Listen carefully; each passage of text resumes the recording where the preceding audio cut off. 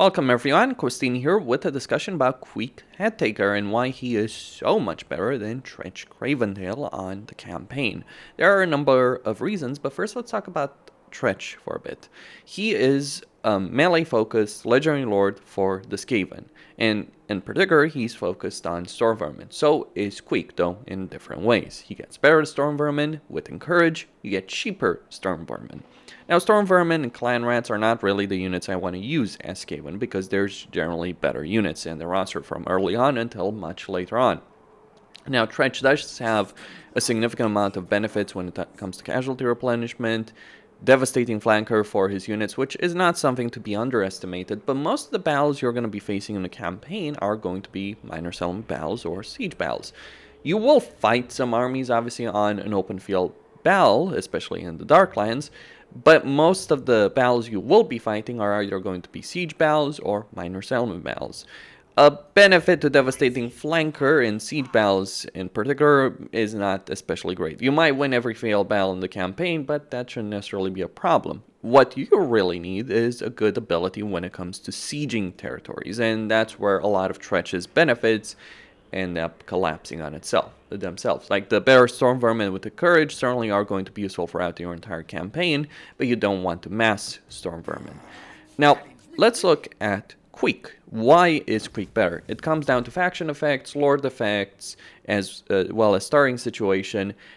It really comes down a lot to starting situation. But you get hero capacity +2 for chieftains, and you have the ability to recruit chieftains from the first turn. So you start with one chieftain you can recruit to right off the bat, having free early on without getting the clan pit, building chain, the clan barracks, is actually a pretty substantial benefit that you do have in your campaign.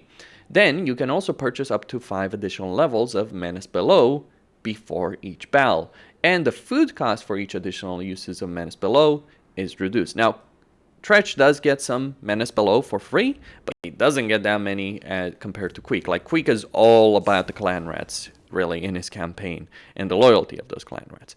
On top of that, he reduces the leadership of enemy lords and embedded heroes in the local region, so he's making those less effective. Dealing with lords and heroes can actually be a problem for Skaven early on, because you don't necessarily have a good way of killing them. Unless you're Queek, where you do have a good way, because Queek is one of the best melee lords, or certainly one of the better melee lords in the game. You get the benefit of melee attack against dwarves and greenskins, as well as weapon strength when fighting against dwarves and greenskins. And you'll be fighting a lot of dwarves and greenskins in the campaign, because a lot of those factions do border you in this particular campaign. Not so important later on when you stop dealing with them. I'm curious if it counts for... If it counts for the Chaos Dwarves, I would assume so, or it really should count for the Chaos Dwarves as well, but not entirely certain. Then he also has the Skaven Brew ability. The Skaven Brew reduces armor by a lot for allies in range, but also gives them a significant amount of base weapon damage and melee attack, so his units can kill things a lot faster. He also starts with an Executioner Axe on one of your heroes, interestingly enough, and the Skaven Brew is an item in itself that he starts with. There are, of course, better items. In terms of his special skill line, he gets a -1 loyalty for new recruits. That does suck, but you do get a leadership benefit for your army of +8. You get frenzy and more leadership for yourself. Character leadership aura, +2 loyalty for warlord recruits. Fear, but also losing loyalty for Greyseers. But Greyseers are not really the lords you want to recruit. I mean, one could be beneficial for having a magic lord, but to be honest, there are much better choices available. Then you get casualty replenishment for your entire army, and then, of course, armor for Skaven slaves and clan rats. Though, to be quite honest, clan rats and Skaven slaves aren't necessarily the units you want to use in your campaign. You do get the Crimson Guard, which gives you 4 recruit rank, 4 Storm Vermin units, as well as recruitment duration, -1 turn for Storm Vermin units. So you may not have the best Storm Vermin, but getting them at a higher rank and being able to recruit them faster and having them cheaper is in itself a pretty sizable benefit. Then you get +2 control in all provinces, which is useful in terms of maintaining control. Then you have much better items than Tretch. Tretch only has 1 item, and it's not necessarily a really good one. You, however, do have some pretty good items. You get a weapon, the Dwarf Gouger, which gives you 20% weapon strength when fighting against dwarves, bonuses to infantry, as well as significant armor-piercing damage and melee attack. Pretty useful, especially when dealing with dwarves. Then you get the Warp Shard armor, which gives you armor, ward save, melee defense, and the Warp Shard armor ability, which reduces the melee defense and armor of enemies in range. Queek is a monster on the battlefield because he will slice his enemies up really, really good and really, really quick.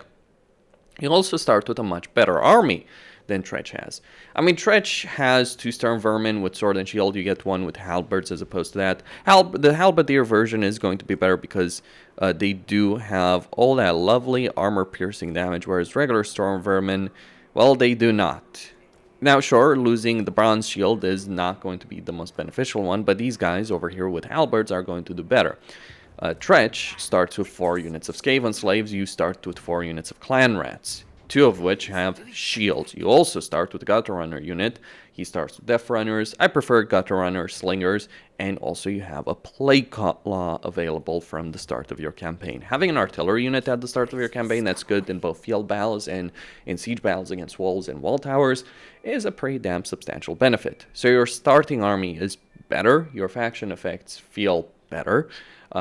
You can mass a lot of Clan Rats. Like, generally speaking, here's the problem with Clan Rats. Let me explain why it is. While Clan Rats are... I'll just recruit a Lord over here. Let's say we go with a Warlord. While, generally speaking, when you're dealing with Clan Rats, they are very cheap, especially the ones you can recruit as Queek. There are better units that will do significantly better in battle.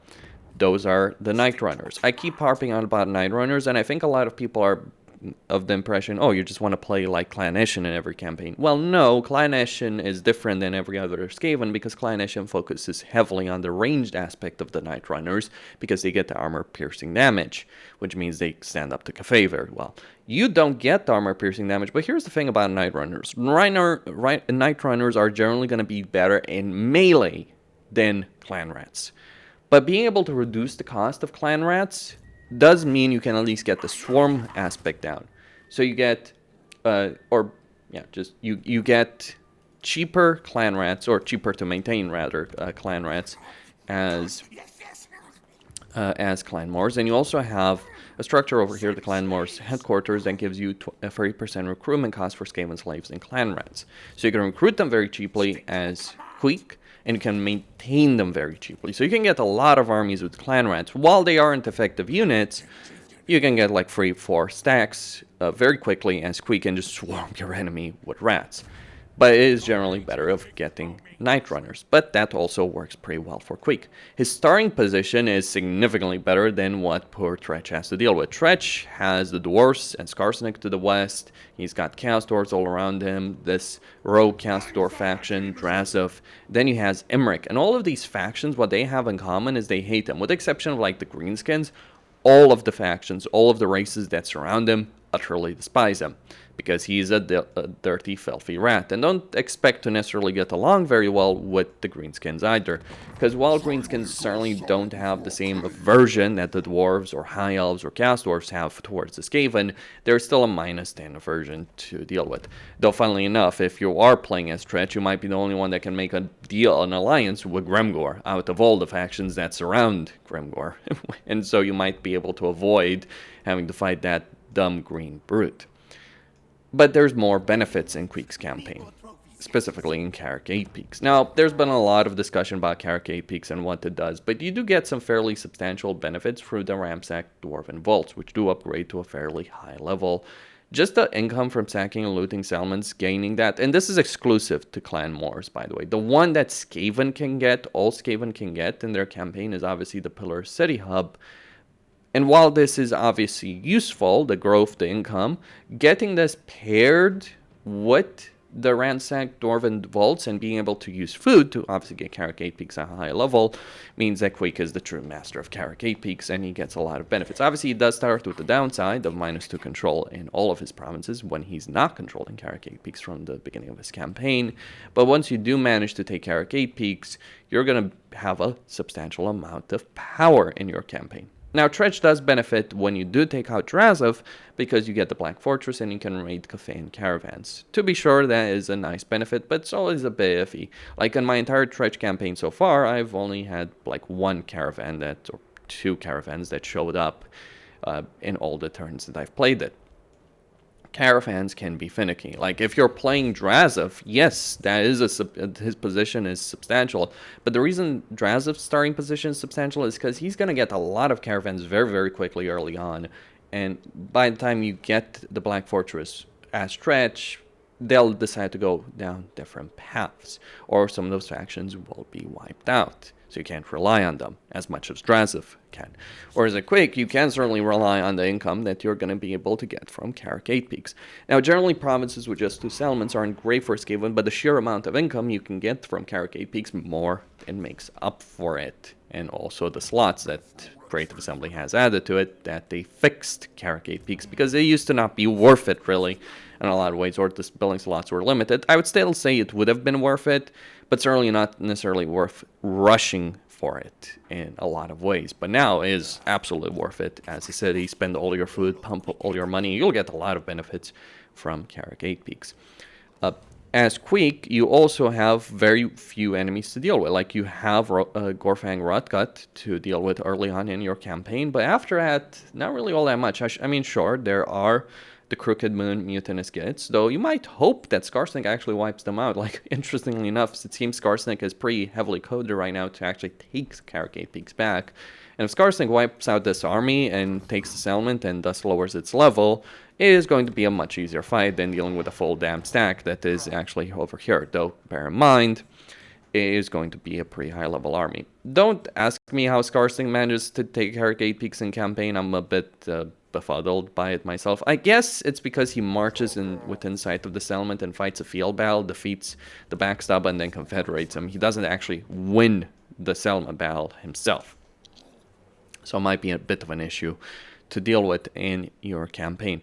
But, like, you can get along relatively well with Scarbrand and not have to worry about basically your entire southern flank. You can also get along relatively well with Khalida, surprisingly, over here. Or she's gonna end up having to deal with other issues in her campaign, so she'll generally leave you alone. Obviously, the Misty Mountain is vulnerable. And then over here, yeah, there's no concerns. Warzag might become a concern, but also Warzag does really hate the dwarves and wants to go to war to them. And he'll certainly appreciate you if you go after Karak Azul. So you don't necessarily have to end up fighting Warzag, though you can, and it might happen. Then you have Clan Vermin over here in Black Crag, to potentially deal with one way or another, either diplomatically or wiping them out, or waiting for other factions to wipe them out after you engage with them diplomatically and make some deals. Like, you can actually get a lot of money from these guys early on your very first turn. Just having a faction with whom you can actually make diplomatic dealings from the very start of your campaign is actually a pretty big benefit, and getting 2k extra money from the start of your campaign is certainly a pretty solid benefit. Queek is a monster in battle. Like, when it comes to dueling ability, like, I put him way, way above Tretch. His items are better, his dueling ability is better, his stats are better.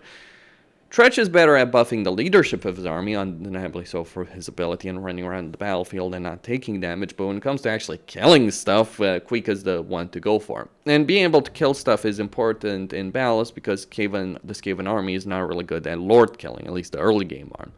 Later on, sure, different discussion. But yeah, Queek's dueling ability makes him, I'd argue, the better legendary lord, the better melee legendary lord.